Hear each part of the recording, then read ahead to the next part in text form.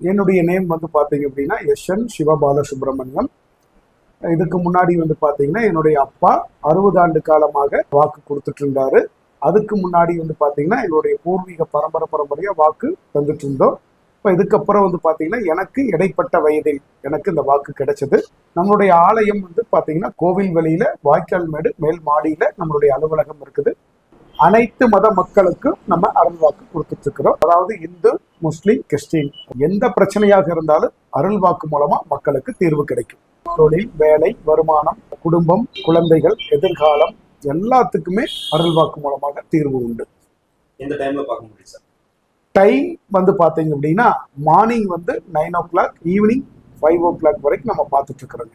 தினமும் வாக்கு உண்டு. ஒரு நாளைக்கு 50 பேர்த்துக்கு வாக்கு உண்டு.